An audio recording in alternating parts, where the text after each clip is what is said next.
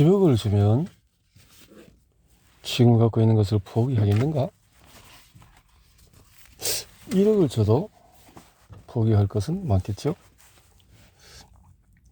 헤럴드 에버트와 나는 오랫동안 알고 지내왔다. 그는 미주리에 살고 있었는데 예전에 내 강연의 매니저였다. 어느 날 캔자스 시티에서 만나서 미주리의 내 농장까지 갔다. 운전하면서 그에게 어떻게 걱정을 하지 않는지 물어보았는데 그는 내가 절대 잊지 못할 감동적인 이야기를 해주었다. 저는 예전에는 걱정을 많이 했습니다. 하지만은 1934년 어느 봄날 웹시에 있는 웨스트 도호티 거리를 걷다가 어떤 광경을 보게 되었습니다.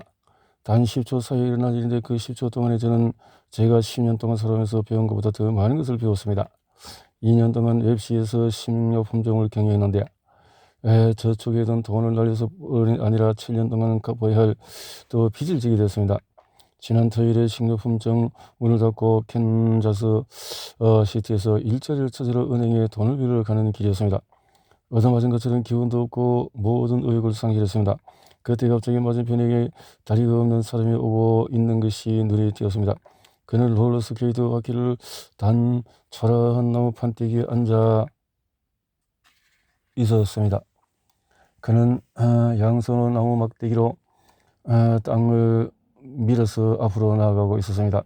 내가 그 사람을 본 건 그 사람이 길을 건너 인도와 보도 사이에 있는 얕은 턱을 넘기 위해서 몸을 들려는 애쓰는 순간이었습니다.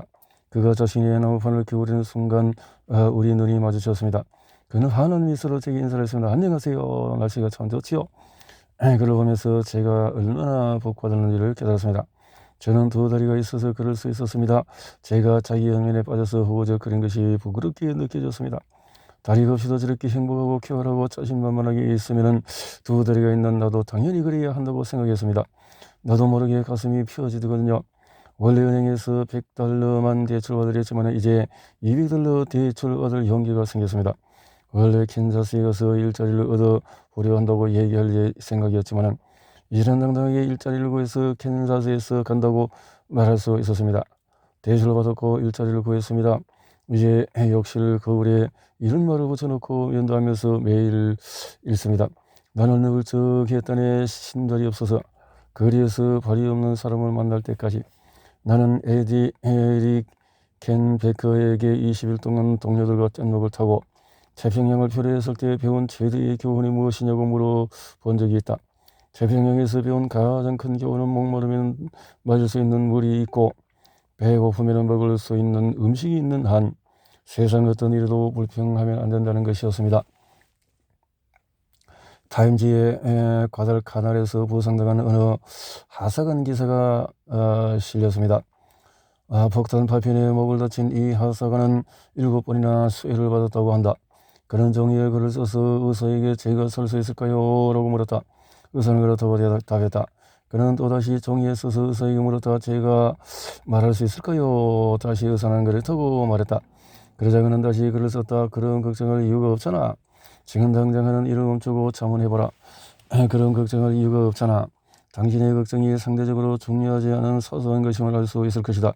우리 삶에서 90%는 문제가 없고 10% 정도는 문제가 있다.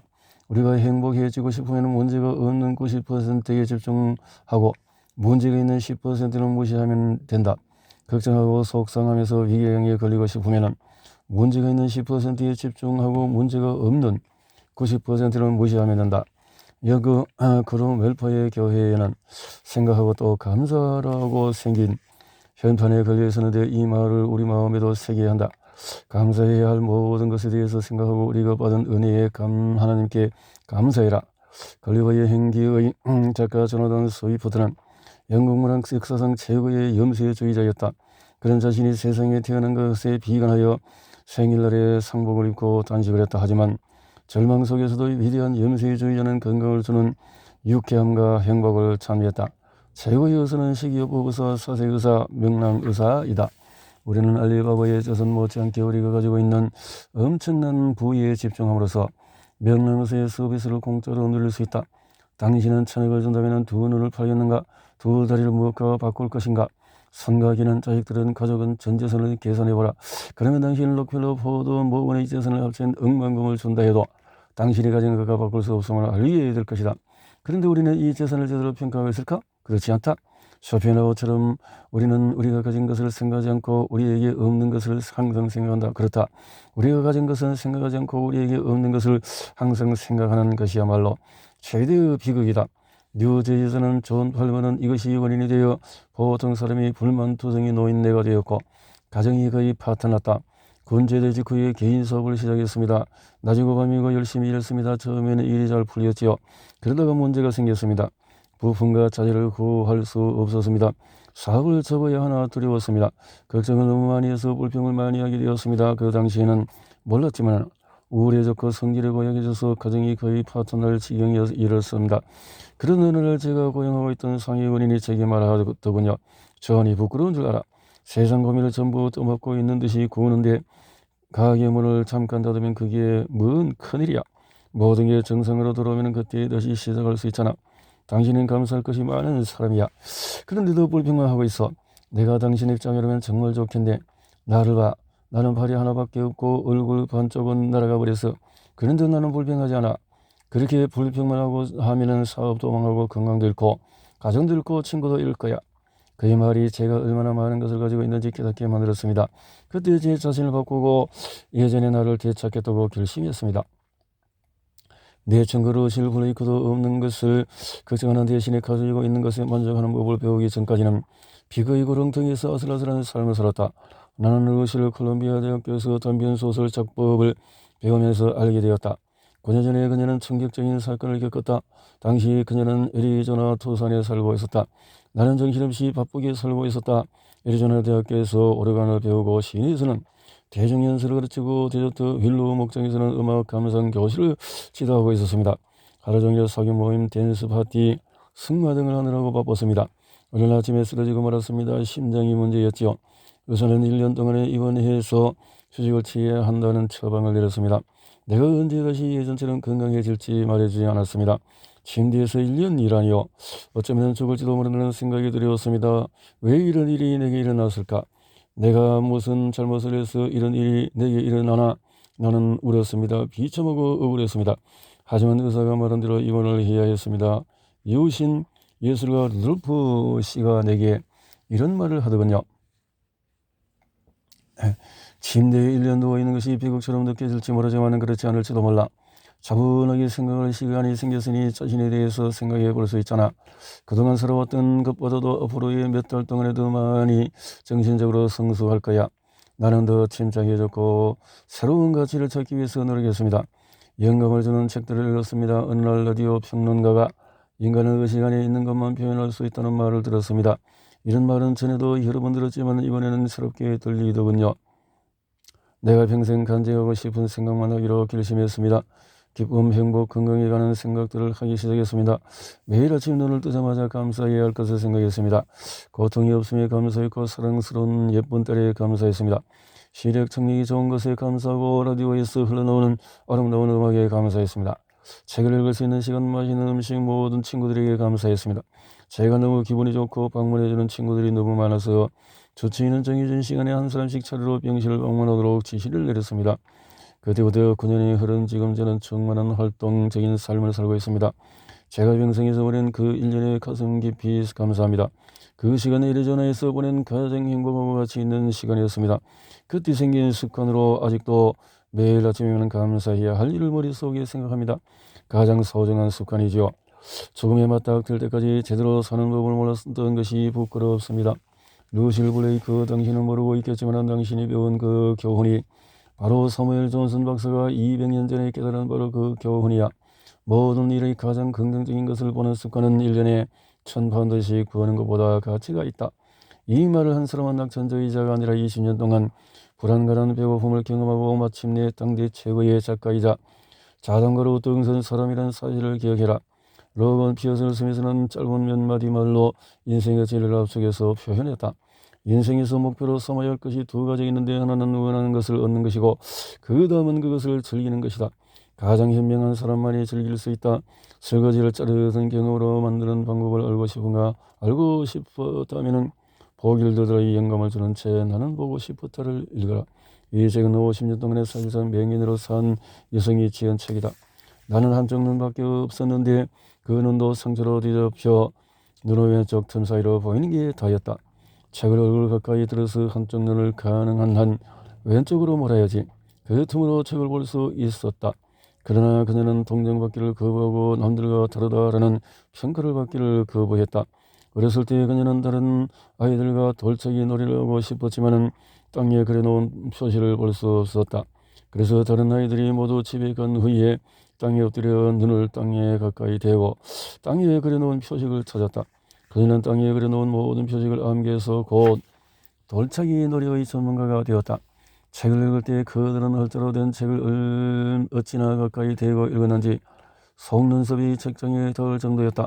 그녀는 미네소타 대학의 문학사 학위의 콜롬비아 대학의 문학 석사 학위 2개의 학위를 취득했다. 그녀는 미네소타 주에서 트윈빌리에 있는 작은 마을에 교편을 잡았고 후에 사우스 다코타 아우스스타 대학의 원로낭비 문학 교수가 되었다. 그녀는 그곳에서 13년 동안 강의하면서 여성 클럽을 대상으로 강연하거나 라디오에서 대담을 진행했다. 내 마음속에는 완전히 시력을 잃었을지 모르는 두려움이 항상 도사리고 있었습니다. 이 두려움을 극복하기 위해서 쾌활하고 밝은 태도로 인생을 살았습니다. 그러던 중에 그녀는 52세가 되던 1943년에 기적이 일어났다.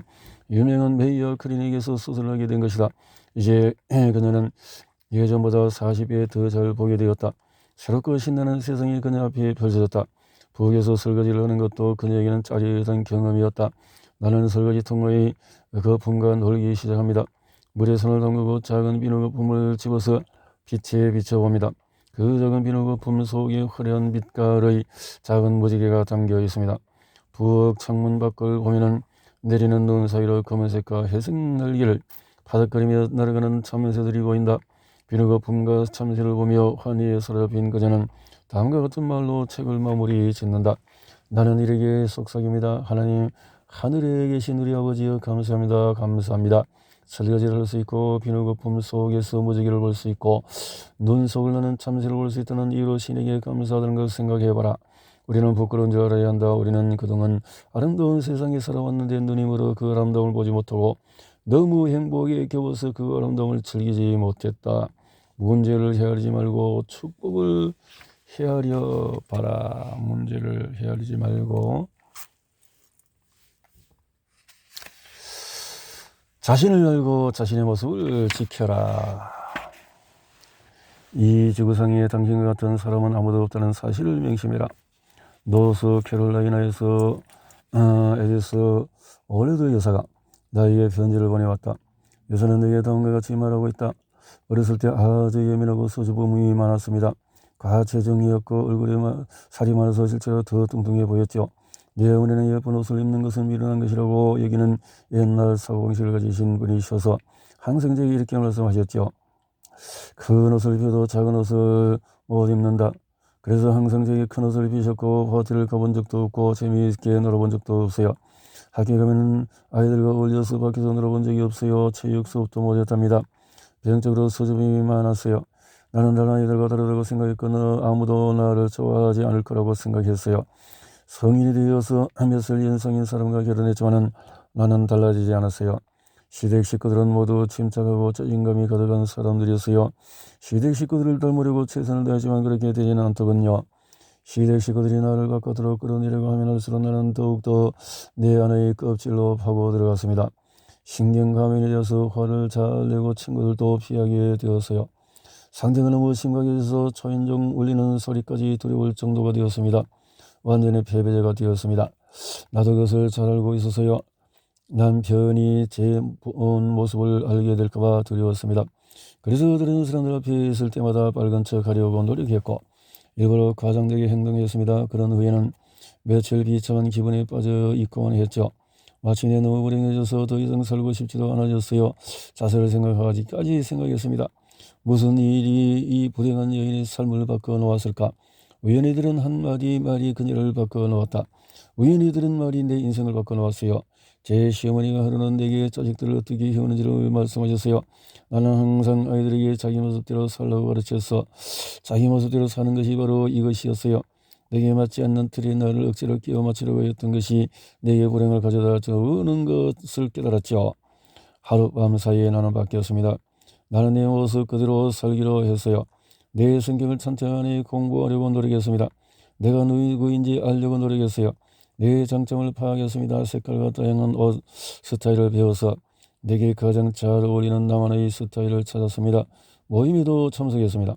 처음에는 작은 모임이었는데 거기에는 어떤 프로그램에 저를 넣는 바람에 깜짝 놀랐죠. 하지만 말할 때마다 자신감을 얻기 시작했습니다. 오래는 세월이 흘렀지만 지금은 예전에는 꿈꾸지 못할 정도로 행복합니다. 자식들을 키우면서 아이들에게도 내가 그렇게 고통스러운 경험을 하고 나서야 알게 된 교훈을 가르쳤습니다. 무슨 일이 있어도 자신의 모습대로 살아라. 자신의 모습대로 살고자 하는 문제는 역사만큼이나 오래되었고 인간의 삶만큼 보편적이다라고 제임스 고든 길버트 박사는 말한다. 자신의 모습이 있는 그대로 살지 않으려는 것은 노이로제와 정신병, 컴플렉스에 숨겨진 원인이 된다. 이와 교육에 관해서 13권의 책과 수많은 신문과 잡지에 기고한 안젤로 페트레는 이렇게 말한다. 정신적 육체적으로 자기 이외의 다른 인간이 되고자 하는 사람만큼 비참한 사람은 없다.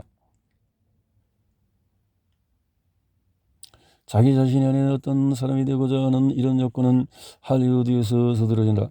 할리우드에서 가장 유명한 감독 세무들은 신인 배우들이 자기 본연의 모습을 겉으로 설득하는 것이 골치 아프다고 말한다.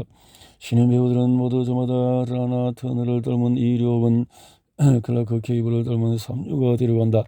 그런 신인 배우들에게 세무들은 이렇게 말한다. 대중들은 이미 라나 터너 클라크 케이블의 매력을 맛봐서 즐겨한다고. 대중들은 색다른 것을 바라고 있어. 세무들은 굿바이 미스터 칩스나 누구를 위하여 정을 울리나와 같은 작품을 연출하기 전에 오래동안에 부동산업계에 종사하면서 세일즈맨의 요령을 잘 알고 있었다. 그는 사업에 적용되는 원칙이나 영화업계에서 적용되는 원칙이 같다고 주장한다. 남의 흉내를 내어서는 결코 성공하지 못한다. 그동안의 경험에 비추어서 자신이 아닌 어떤 다른 사람이 되고 싶어하는 사람들을 가능하면 빨리 떨어뜨리는 것이 가장 안전한 길이다.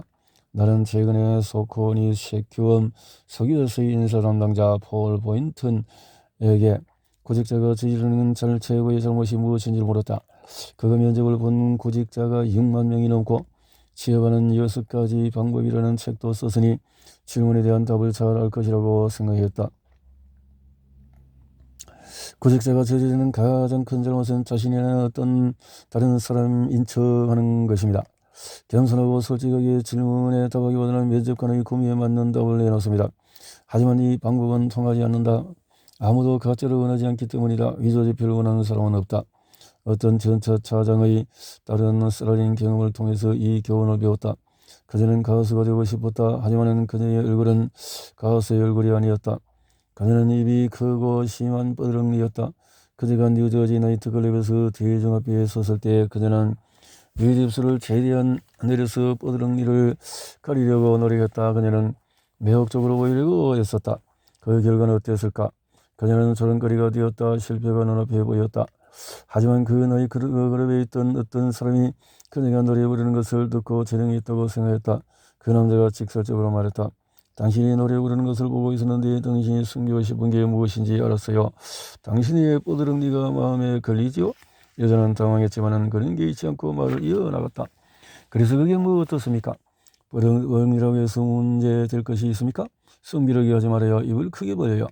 당신이 자신감 있는 모습을 보면 대중들은 당신을 사랑할 겁니다. 게다가 당신이 겉으로 숨기려고 하는 뻐드렁니가 당신을 부자로 만들어 줄 거요. 카스 델리는 그의 충고를 거절해서 자신의 튀어나온 일을 잊어버렸다.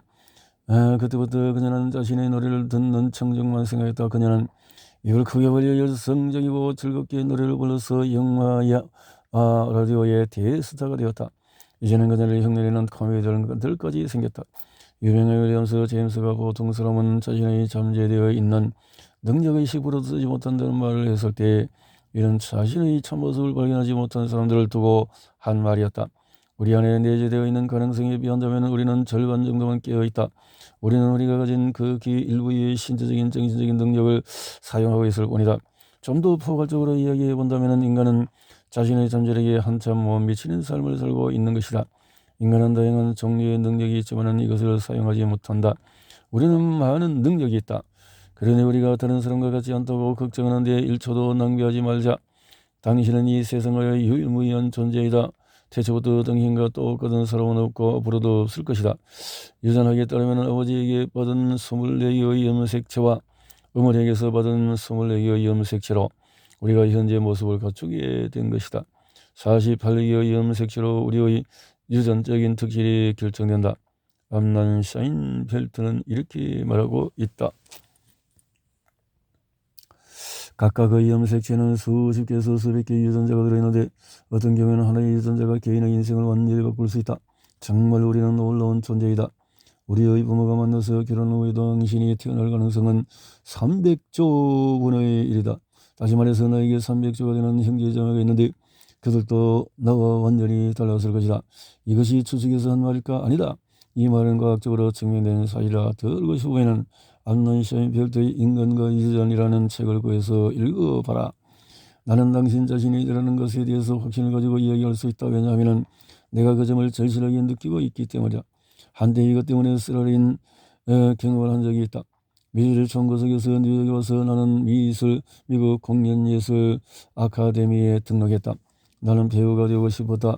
내 생각에 배우가 될 수 있는 멋진 생각이 있었다.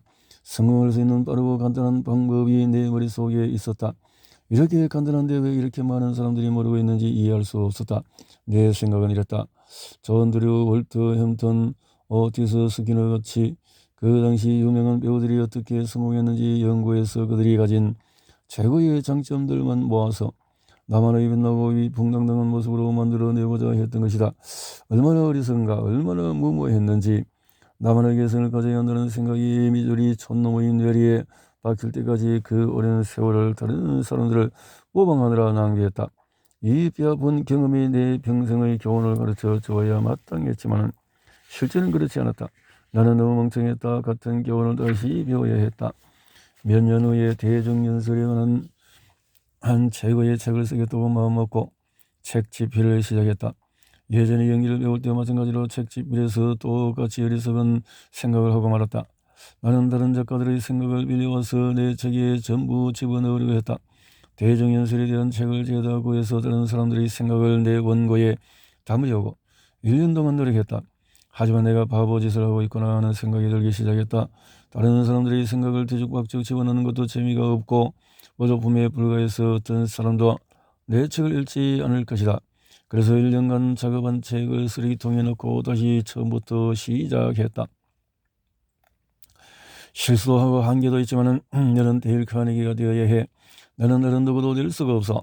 그래서 다른 사람의 의견을 짜증게 하는 것을 멈추고 소비를 걷어붙이고 애초에 내가 했어야 하는 일을 시작했다. 내가 직접 경험한 것, 내가 대중 앞에서 연설하고 대종연설법을 강의하면서 내가 직접 관찰하고 경험한 것을 기반으로 대종연설에 관한 책을 썼다. 나는 옥스퍼드 대학의 영문학 교수 월터 롤리경이 배운 교훈을 배웠다. 나는 셰익스피어가 쓸만한 책은 쓸 수 없지만 나다운 책은 쓸 수가 있다. 당신 자신의 모습을 잃지 마라. 어빙 벌린이 조지 거시윈에게 한 현명한 충고대로 세상을 살아라. 벌린이 거시윈을 처음 만났을 때 벌린은 성공한 작곡자였고 거시윈은 주급 30달러를 받고 고공분투하는 작곡가였다.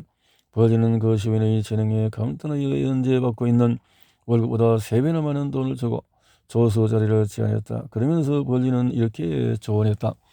하지만 내 제안을 받아들이지 말게. 자네가 내 조수로 일하면 자네는 이루 벌린이 될 수밖에 없어. 자네 고유의 색깔을 발전시킨다면 언젠가 자네는 인류 거시윈이 될 거야. 거시윈은 그의 조언을 받아들여서 당대 미국에서 제일 중요한 작곡가로 이름을 올렸다. 찰리 채플린, 윌 로저스, 메리 마가렛 맥브라이드, 진 오터리 이외에도 수많은 사람들이 내가 이 장에서 끊임없이 강조하는 교훈을 배웠다. 그들도 모두 나처럼 쓰라린 경험을 통해서 위치에 오는 것이다. 찰리 채플린이 처음 영화에 출연했을 때 감독들은 당시 유명한 독일의 코미디언을 흉내내라고 강요했다. 찰리 채플린은 자신의 색깔을 가질 때까지 인기를 얻지를 못했다. 밥 호프도 비슷한 경험이 있다. 만담으로 자신의 색깔을 드러낼 때까지 그는 힘겨운 시설을 보냈다. 윌 로저스는 쇼에서 말 한마디 없이 줄만 돌리기를 몇 년간 했다. 유머의 재능이 있음을 확인하고 줄을 돌리면서 말을 시작하고 나서야 인기를 얻게 되었다. 메리 마그렛 맥브라이드가 처음 방송에 나왔을 때 그녀는 아일랜드 코미디언 흉내를 내려다가 실패했다. 미저리주의 평범한 시골 처녀인 자신의 본 모습을 찾자 뉴욕 라디오의 인기 스타가 되었다. 주인 오틀리가 자신의 텍사스 억양을 숨기고 도시 사람처럼 옷을 차려 입고 자신이 뉴욕 출신이라고 말하고 다닐 때 사람들은 그의 뒤에서 비웃었다. 하지만 그가 변조를 튕기며 카우보이 노래를 부르기 시작하자 라디오와 영화에서 가장 유명한 카우보이로 성공했다. 자신을 발견해라. 자신을 찾아서 당신은 세상에 없는 유일한 존재이다. 이 사실을 기뻐해라. 자연이 당신에게 준 선물을 최대한 활용해라. 세상적으로 보면 모든 예술은 자전적이다. 당신은 당신만의 것을 노래할 수 있고 당신만의 것을 그릴 수 있다. 당신의 경험, 환경, 유전자가 당신이란 존재를 만든다. 좋든 나쁘든 당신은 당신 자신의 작은 정원을 가꾸어야 한다. 좋든 나쁘든 인생이라는 오케스트라에서 당신만의 작은 악기를 연주해야 한다. 에머슨은 자기 신뢰에서 이렇게 말한다. 공부를 하다 보면 이런 확신에 도달할 때가 있다. 질투는 무지며 모방은 자살이다. 조건 실컷 이 사실을 받아들이자며 우주는 광활하고 온갖 좋은 것이 많지만은 자신에게 주어진 경작지에 들인 노고가 없이는 옥수수 한 톨도 얻지 못한다. 자신 안에 내재되어 있는 힘은 세상에서 유일무이한 것이다. 자신이 무엇을 할 수 있는지는 자신만이 알 수 있으며 해보지 않고는 자신도 알 수 없다. 더글라스 말로그는 시에서 이렇게 말하고 있다. 언덕 꼭대기에 있는 소나무가 될 수 없다면 골짜기의 관목이 되어라. 다만 시내가에서 가장 아름다운 나무가 되어라. 나무가 될 수 없다면 덤불이 되어라. 덤불이 될 수 없다면 풀이 되어라. 풀이 되어서 길가를 아름답게 만들어라. 강꼬치가 될 수 없으면 차라리 호수에서 가장 활발하게 움직이는 농어가 되어라. 우리 모두가 다 선장이 될 수는 없다. 선원이 되는 사람도 있어야 한다. 모두에게 각자 할 일이 있다. 큰 일도 있고 작은 일도 있지만 우리가 해야 하는 일은 주변에 있다. 큰 길이 안 된다면 오솔길이 되어라. 태양이 될 수 없다면 별이라도 되어라. 이어진 것은 크기로 되지 않는 법. 당신이 어디에 있든 최고가 되어라. 다른 사람을 모방하지 말아라. 자신의 참모습을 발견해서 자신의 모습대로 살아라. 자신의 모습을 찾으라. 살아라.